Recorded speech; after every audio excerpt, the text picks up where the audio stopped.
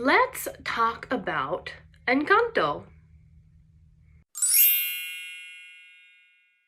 Yeah, let's talk about what I believe is perhaps the greatest Disney movie ever made, and have said that I will fight anyone to the death who merely even disagrees with me. So I think that's pretty logical. I think everybody's feeling totally normal about that. Anyway, I love this movie. I've watched it probably, I don't know, is a bajillion a real number? I've watched it many times with my daughter and by myself. I've watched it. I love this movie. I think it's really excellent, and I couldn't figure out exactly like why I connected to it so much, and like, I don't know, that's something you should probably like get at my therapist about, that I'm sitting here watching this movie about like being the outcast of a family and being like, why do I relate to this? This is so outside of the realm of anything I know. Anyway, I was having trouble just like actually pinpointing like what is the thing that I'm like, oh, that's the thing. So another thing you might want to talk to my therapist about is when I like something a lot, I automatically want to learn the things that people don't like about it. So, you know, of course, like, oh, hey, I love this thing. What don't you like about it? Another like series of logical events. So I got on the old Dr. Google, which is my source of truth, as is everybody's. That's how I know I have every illness under the sun, is via Dr. Google. So I just Googled. I was looking around. I wanted to understand like what people could possibly not like about this movie, right? And let's practice saying it. It's Encanto. Okay? And now I could easily, as a white Jew from Long Island, be like, I love that movie, Encanto. I'm not going to, because they say it 5,000 times, and why fuck up like a beautiful Colombian film, okay? And I don't use the word film lightly. It's a film. Film. So, I was just kind of Googling around, and don't mind my like angelic sun glare. I'm filming this at an odd time of day. And I found a couple of things. The first one is like a small thing, and then the second one is really the thing that I'm like, oh, that makes sense. So the first thing that I found was just like, and I think this happens in so many movies, is that so like really crazy Christian groups either try to claim something as their own, or they're like, no, ban it, burn it.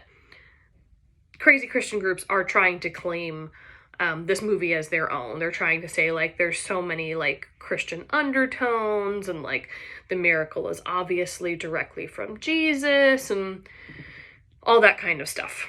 So I don't have much more to say on that aside from like, no, don't take credit for a movie that's not yours. This is about like beautiful Colombian culture and like a miracle that happens to a family that needs to like rely on the person they didn't think had any magic in them. That's what this movie's about. That's not about Jesus, okay? And I know we've been talking a lot about Jesus lately, so I'm sure somebody eventually is going to be like, that bitch hates Jesus. Don't know him, can't hate him. Anyway, this is the big one. This is like the big thing that as I was reading it, my blood was boiling a little bit, because it just made me think of like the privilege that some people have to even think this way. So the biggest complaint I found about the movie, and there were like lots of stupid ones, like, ooh, Lin-Manuel's writing got lazy. You fucking do it, okay? You fucking do it. You can't, okay? I watched an interview with this dude being Lin-Manuel, where he's like, oh, you know, there's this part where like it's supposed to be like you could hear it on a trumpet, but I put words to it. I put words to a trumpet. You put words to a trumpet, and then you come and say that Lin-Manuel's lazy, okay? We are literally living in like, he's a living legend. And I'll fight you to death on that too. I don't know, I'm looking for a fight. Anyway, the thing that I found that really both resonated and bothered me was that people's major complaint was that the movie has no villain. And now, what?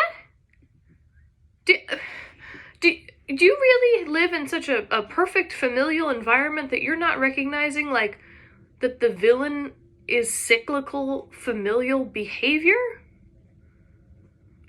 I guess you are. I don't know. I guess all these people just grew up in these wonderful, like, little, like, Betty Crocker homes. Me, I'm sitting here going, oh my God, this is me. This is, like, exactly what's happened. Like, I get this. So people felt a little bit slighted that in the previews, I guess, Bruno, who, we don't talk about Bruno, but Bruno was portrayed as the, like, intended villain in the previews. And when you actually see the movie, you realize Bruno is not a villain in any way, shape, or form. So spoiler alert, I guess I should have said that. I don't know. We're all adults. We're all adults. Deal with it. If you haven't seen the movie, then don't fucking watch this. I don't know what to tell you. Anyway, you come to find out that Bruno is absolutely not a villain. He was shunned by his family, essentially, for just sort of being himself. And he took a step back. He left because he said, like, I don't want to ruin my family for being me. And excuse me while I cough. As I've said on here many times, it's not COVID. I can't stop testing negative for COVID. I don't know. It's not COVID. And now that I've said that, you'll see the whole world's going to fucking end. But this is not COVID. This is a cough from the construction that has finally started in our home. Woohoo, woohoo. Yes, yes, yes. This is asthma. Aw.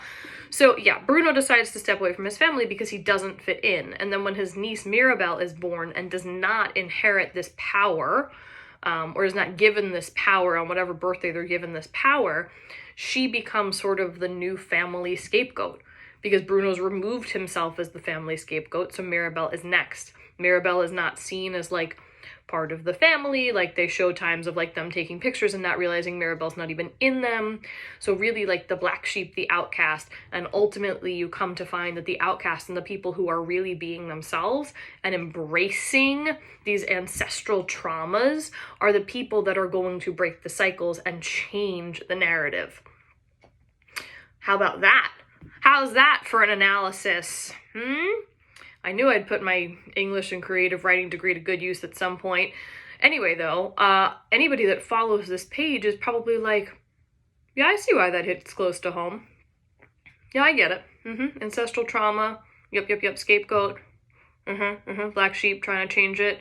Got it. So yeah, I'm sitting there watching this movie like, I don't know why I love it so much. What is it? That's it. And for the people out there that are saying there's no villain, again, what an incredible place of privilege for you to come from to not see a villain, right? To walk away from that movie and be like, well, Mirabelle's getting in her own way, or yeah, Bruno's creepy.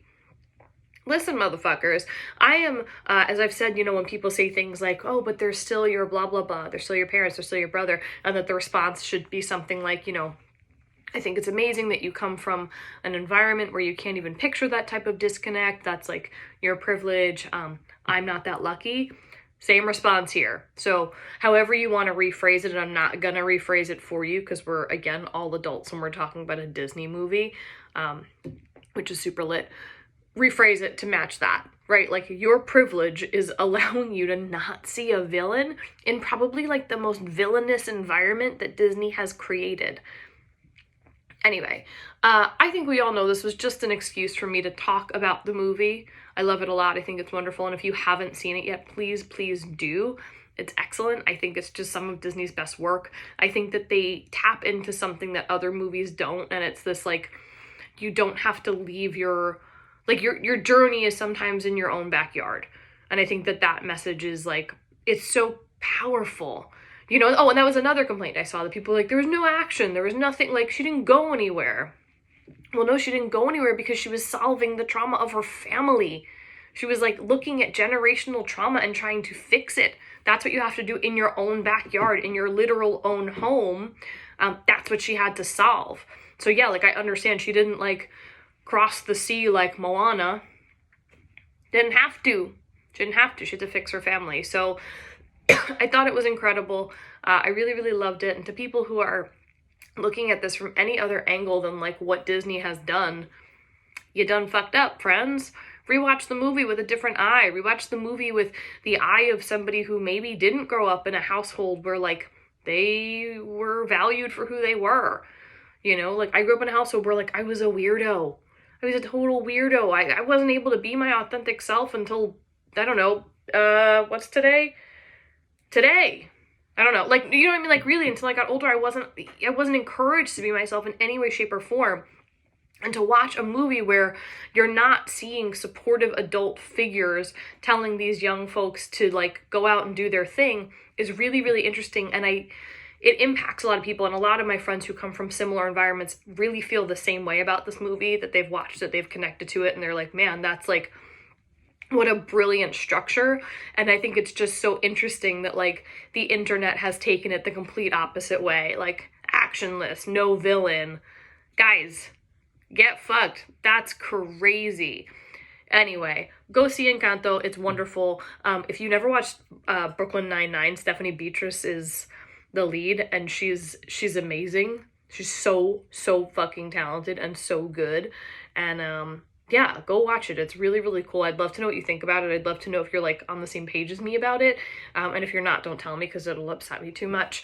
Anyway, new episodes of Shit Moms Won't Say comes back this Monday with, ooh, drumroll, I'm so excited, the beauty editor of Goop and living legend, Jean Godfrey June. She's amazing, and we had so much fun together. I adore her. I cannot wait for you guys to meet her. Truth be told, I cannot believe she talked to me. It's pretty cool. And we raised $1,100 for PFY through our Queer Voices project. So above our goal, super proud. Cannot wait to do it all over again in June and get that money over to PFY. Enjoy the weekend. If you have nothing to do, which you shouldn't have anything to do because of the COVID spike, stay home. Actually, I don't even care. Go out, do whatever the fuck you want. I'm done. But anyway, watch Encanto. It's a really, really good movie. Okay? That's all I had to say.